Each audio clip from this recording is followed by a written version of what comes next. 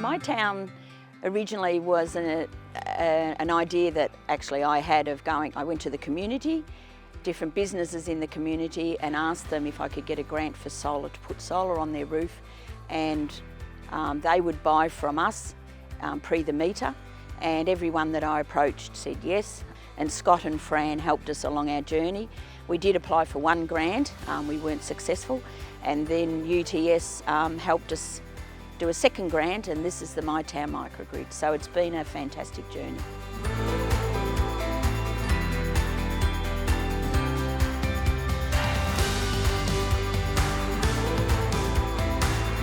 Across Gippsland there's lots of different energy programs taking place. There's lots of communities rising up and actually wanting to empower their communities with energy. Heyfield is different because it's being collectively owned and driven from the grassroots, and that makes a massive, massive difference.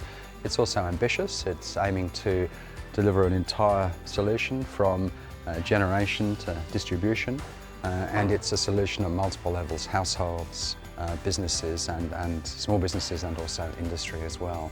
We've been helping to support the Heyfield community to develop a business plan throughout this process, so really trying to translate the technical analysis into what that means for getting their hands dirty and actually delivering projects. So setting up an entity or an institution to actually take the activities forward, understanding what kind of scale of investment and community participation might be required, and the kind of activities that they'll need to undertake, and key partnerships to be made to make the project work. So it's different in terms of its ambition, its complexity, but most importantly because a large part of the community is engaged, and there is a community vision and there is real ambition there.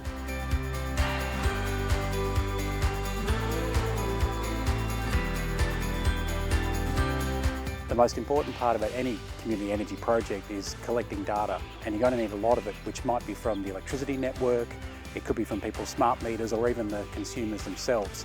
And we've installed 100 Wattwatchers energy monitoring devices just like this in people's homes and businesses, so we can capture this data directly.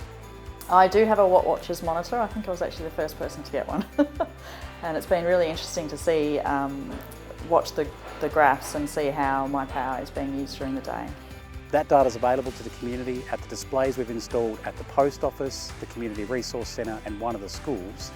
And the research team can actually access the same data through the Wattwatchers cloud and our APIs. The MyTown Microgrid is a really good program that helps the school and our students understand more of the benefit of the solar panels, and also with the link with the community of Heyfield.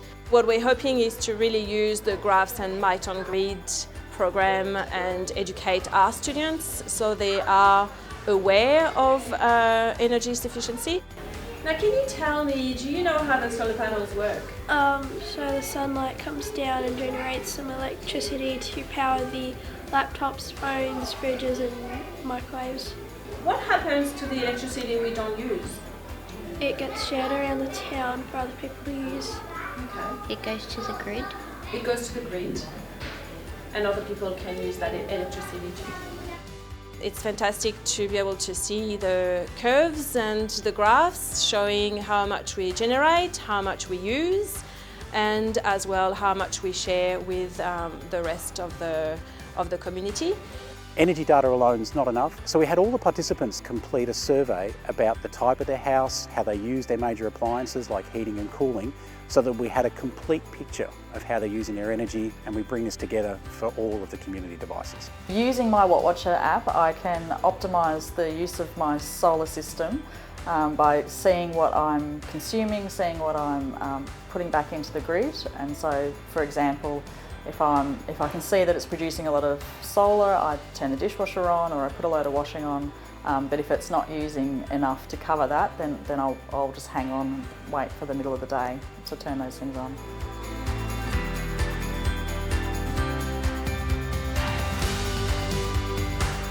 It's really important to actually involve all of the different sectors throughout the engagement process. So, you know, from the residents to small businesses to larger businesses like the mill, because without any one of those, you really don't have a full picture of what's happening within the town, and you can really only tap a portion of the opportunities if you don't engage with them. Ash being such a large user of electricity, it means that we've got to be considered in how we use our electricity and how the microgrid may feed in, or in fact our own electricity generation feed out and into the Heyfield microgrid. It's very important that we are part of that equation, particularly because of our size, our energy needs and our potential to generate large amounts of electricity in times when solar is not operating. On a community level, I'd like to see the creation of our own retail group, which would be able to generate our own electricity, and we would be able to buy back the electricity. If Heyfield just went down with an autonomous retail setup, I think that would be sufficient. And then at least you get value from spending the dollars, putting the solar on the roof, and then giving the opportunity for the locals on that same retail setup to buy their power at a cheaper rate. This would be good, especially for people who can't afford to put solar panels or batteries or things like that in their homes. The whole community would actually benefit from the generation of our own electricity and use of our own electricity. Solar would work for us with solar batteries, because solar, what we need is a constant supply of electricity. We can't afford for power to fluctuate in its supply to us. So in order to put a solar capacity in to help us with our generation, we also need to put in a large battery store. And at the moment, that doesn't stack up for us.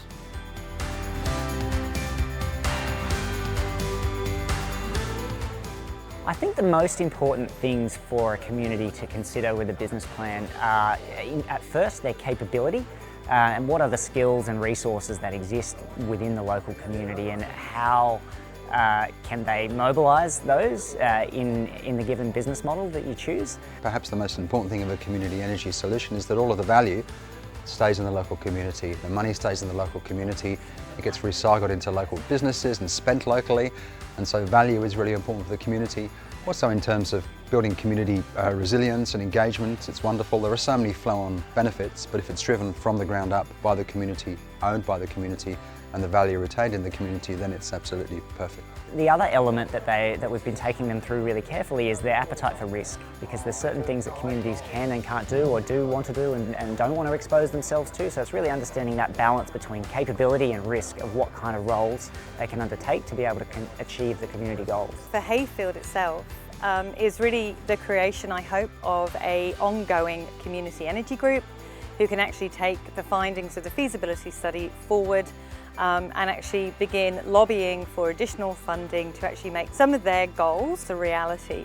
Heyfield's journey is going to be very similar, I think, to a lot of other communities. So while they're at the very beginning, it makes it a lot more difficult, because they're looking for other communities to say, well, who can we learn from? Who is out there who has been through the same experience?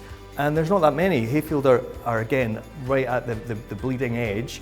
So really, next communities that come along will be looking for our project to make it easier, quicker, faster for them to understand what makes sense for them and how to make energy work better for their towns. So one of the big outcomes of this project is an online decision support tool that we'll be making publicly available, so other communities can actually get a kickstart on their own project.